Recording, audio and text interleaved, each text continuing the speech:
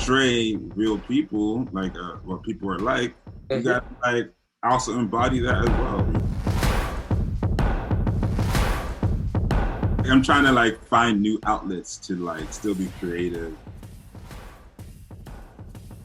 And, like, don't just let this be your life. Don't just like let acting be your life, because people like have lives. Not everybody just doing one thing.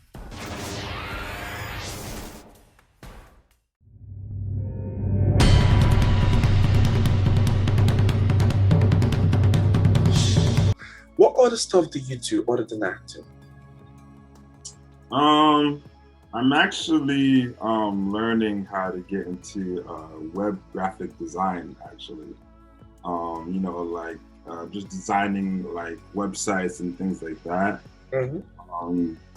I also like enjoy, so when I do self-tapes, sometimes I gotta like edit it and like go on iMovie and whatnot.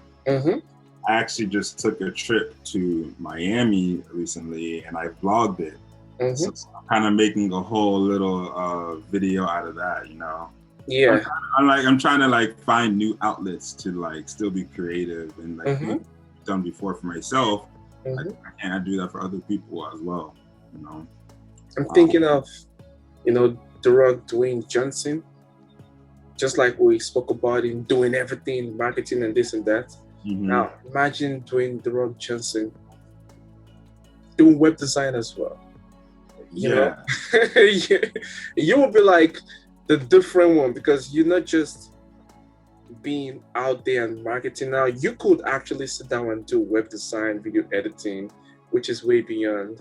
And that's why I say beyond the sky is your limit, because like that, you can't just stay in one place. You got to be able to, increase your skills, increase your abilities.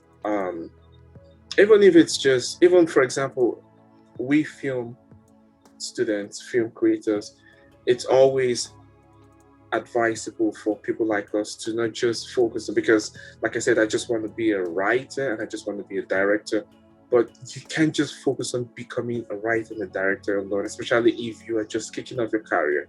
You have to be able to do everything. You have to be able to work in sound, you have to be able to work in camera, you have to be able to work in costume, you have to be able to do all those things. In order to, at some point, be able to say, okay, even though you're the director, you know about all these things. And when people come, you can tell them, you know what, I have an expectation, not just because I have an expectation, it's because I've actually done it before. And it's just like, I learned early on in my career, like, don't just let this be your life. Don't just like let acting be your life, because people like have lives. Not everybody just doing one thing their whole lives. They have other hobbies, they have other experiences, And if you want to portray real people, like what people are like, you gotta like also embody that as well. Don't just like let it be your one all be all. Like, go live your life, go see what else is out there too. That is really interesting. I was thinking about Christopher Nolan.